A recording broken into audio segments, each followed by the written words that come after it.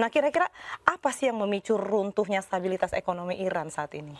Nah, Iran kan mendapatkan embargo sangat panjang ya, Mhm, sejak tahun 1979. ya, Sebelumnya kan Iran menjadi sekutu utama Amerika. betul. Jadi kalau kita lihat ke belakang, Iran itu negara pertama dunia Islam yang mengakui Israel 1948. Tetapi itu berakhir pada tahun 1979 ketika terjadi revolusi putih yang dipimpin oleh Ayatollah Khomeini. Apa yang terjadi kemudian kan kedutaan Israel diganti dengan kedutaan Palestina. Setelah itu terjadi pengusiran ya terhadap diplomat-diplomat Amerika. Dan sejak itulah kemudian Amerika dan Israel menjadi musuh utama Iran. Dan Amerika sendiri menyebut Iran poros setan begitu ya. Antara apa evil ya, Iya, Bang. evil dan devil ya. Jadi dua Serem hal ya. ya saling apa menjuluki sebuah kekuatan. Jadi Iran juga menjuluki Amerika sebagai kekuatan jahat di dunia. Nah, ini kan menjadikan apa sebuah momentum pada waktu itu. Jadi kemudian sah Iran tergulingkan. Ya, Kalau kita melihat sekarang ini yang muncul kan putra mahkota dari Shah Iran ya, Reza Pahlawi Reza itu yang Pahlavi, muncul yang menyerukan untuk melakukan revolusi, revolusi katakanlah revolusi kedua setelah setelah ayahnya digulingkan pada digulingkan. tahun 1979 itu. Dan tentu Amerika berkepentingan dan Israel juga berkepentingan untuk menggulingkan rejim ini. Mhm. Jadi kalau kita lihat serangan Amerika yang diawali oleh Israel ya pada tahun lalu ke Iran itu kan salah satunya adalah menjatuhkan rezim ya penguasa, tetapi kan itu tidak terjadi karena sudah terjadi negosiasi. Nah, sekarang nampaknya Amerika cara masuknya adalah melalui gejolak apa namanya rakyat yang ada di Iran. Jadi kalau kita bandingkan dengan Venezuela, Ya, kalau Venezuela kan jelas banget itu ya, pemimpinnya diculik, langsung setelah itu ditangkap. terganti ya, bahkan Kalau ini belum bisa kayaknya. ya, bahkan kemudian Trump dianggap sebagai PLT presiden Iya, Iya, Venezuela. iya, iya iya. itu Nah, ini tidak kaget dilakukan banget. ya terhadap Iran. Amerika menginginkan bahwa gejolaknya dari dalam dan Oh, biar kebetulan seolah dari dalam ya. apa nilai mata uangnya jatuh sangat drastis ya sekitar 150.000 dibandingkan US dollar, dan mereka kan juga saya kira terpukul ya rakyatnya. Nah, dari gejolak itulah yang kemudian membuat mereka demo, dan ini demonya berbeda dengan demo-demo sebelumnya. Ini hampir semua kota itu ya dibanjiri dengan demo. Biasanya kan berpusat di Teheran Tehran atau ya. kota yang lain. Nah, ini hampir semuanya melakukan demo, dan salah satu tuntutannya adalah kemudian mengganti rejim yang Rezim. dianggapnya sudah lama berkuasa. Makanya kan simbol-simbol rezim itu kan dirusak, bahkan benderanya kan diganti dengan bendera Iran yang lama, Yang bukan lama. bendera Masjid revolusi. juga Biasa ya. Nah, dibakar ya masjid yang sebagai simbol simbol Republik dari Islam ya. ya kehadiran mula di situ, nah itu kemudian kan termasuk dibakar dan lain sebagainya.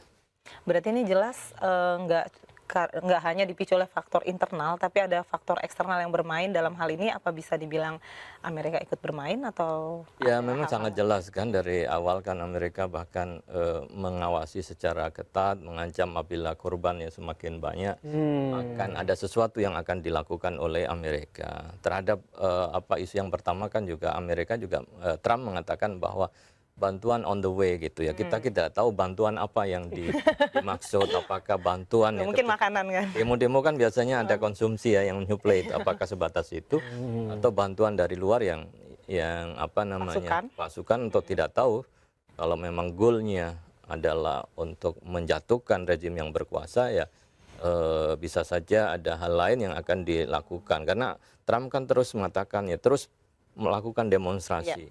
mendukung Baru kali ini secara terang-terangan demonstrasi ya. di suatu negara, kemudian kepala negara yang lain memberikan semangat gitu Iya, ya. Iya, ikut iya. campur Terus gitu kan. kemudian Kelihatan banget ya. ya melakukan demonstrasi. Walaupun kadang orang pengamat mengatakan ini kan apa intervention ya, intervensi yang dilakukan oleh negara lain yang seharusnya tidak dilakukan. Tapi kan kita tidak bisa untuk mencegah Amerika yang apa yang Ya, mereka betul. lakukan. Tapi terlepas dari peran dari Amerika dan Israel sendiri, gejolak di Iran itu kan sudah mulai membara gitu kan dalam beberapa tahun ke belakang. Ya. Tapi sebenarnya aspek mendasar protesnya mereka tuh ada di mana gitu kan? Apa yang menjadi ketidakpuasan masyarakat Iran sendiri sehingga demonstrasi besar-besaran tuh turun jatuh gitu loh, Iya, betul. di hampir semua kota Apa di Iran. memang murni ketidakpuasan rakyat? Nah, kalau yang sekarang itu memang bukan masalah ideologi lagi, tetapi lebih kepada ekonomi, sehingga membuat mereka banyak yang turun. Jadi, yang sebelumnya kan lebih kepada aspek perbedaan ideologi kelompok yang sekarang dianggap kelompok yang garis keras, yang sebelumnya disebut sebagai reformis gitu ya.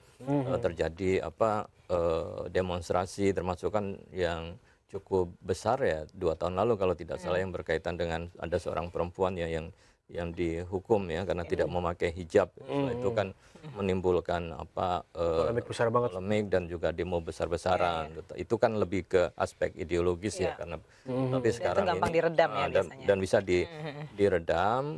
Hampir kemudian rakyat yang mendukung Ayatullah kan kemudian juga mendukungnya gitu ya, sehingga demo itu bisa minimalisir. Nah, sekarang ini ya, meluas ya dari kota-kota, kemudian setelah itu ditambah internasional, Amerika dan Israel juga ikut masuk. Saya kira ini sudah cukup pelik, karena di dalam juga pasti banyak agen-agen luar yang Luar kemudian gitu kan, juga Udah mulai campur ikut gitu ya kan. di ya, dalam. makanya kan apa yang dilakukan oleh pemerintah Iran kan menyebutnya pendemo itu disusupi teroris gitu. Nah, Betul, ketika betul. kata teroris digunakan, maka itu dikhawatirkan bisa Untuk stigma berdampak ya, stigma dan berdampak terhadap perlakuan terhadap demonstran yang lebih keras lagi. Ya, karena kan banyak demonstran yang meninggal dunia juga katanya ditembaki oleh petugas-petugas keamanan. Kayaknya pemberitanya makin panas ya. Nah, tapi kalau kita lihat ini Israel ikut-ikutan vokal nih mendukung demonstran Iran. Nah, apa sih kepentingan geopolitik dari Israel sendiri atau yang diincar oleh Netanyahu lah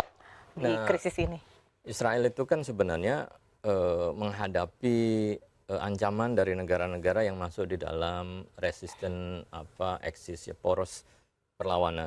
Poros perlawanan itu memang komandannya adalah Iran ya. Iya. Kemudian nanti ada Hizbullah yang ada di Lebanon, ada Suriah, tapi kan Suriah juga sudah bisa dijatuhkan ya. Kemudian ada di Yaman, yang ada di Houthi, sebagian juga milisi yang ada di Irak. Nah, itu kan semua dikomandani oleh Iran melalui Garda Revolusi ya, yang itu menjadi ancaman terhadap Israel. Sementara negara-negara Arab yang lain, ya Arab Saudi, negara-negara Teluk itu kan cenderung memilih poros kerjasama begitu ya, tidak melakukan perlawanan. Maka kan mereka didorong untuk melakukan normalisasi. Nah, tersisa ini Iran dan kawan-kawan. Maka cara yang terbaik adalah menggulingkan rezimnya. Maka diharapkan ketika rezim itu berganti, maka akan muncul pemimpin yang lebih pro terhadap Israel, yang bisa diajak kerjasama. Jadi tidak perlu perang lagi gitu ya. Kalau tidak bisa digulingkan secara damai ya, memang kemudian ya dengan cara digulingkan ya secara kekerasan ya, termasuk yang terjadi di Suriah itu kan terjadi serbuan terlebih dahulu, walaupun milisi yang kemudian oposisi militer yang bisa menggulingkan. Kalau di Iran ini belum ada demonstrasi yang menggunakan senjata ya, tapi lebih kepada demonstrasi damai. Tetapi kalau di Suriah kan mereka kemudian sudah mulai senjata, sehingga yang terjadi adalah perang berkepanjangan. Nah, harapannya sih Amerika dengan mengancam-ancam itu dalam waktu dekat rezim akan menyerah begitu ya. Tapi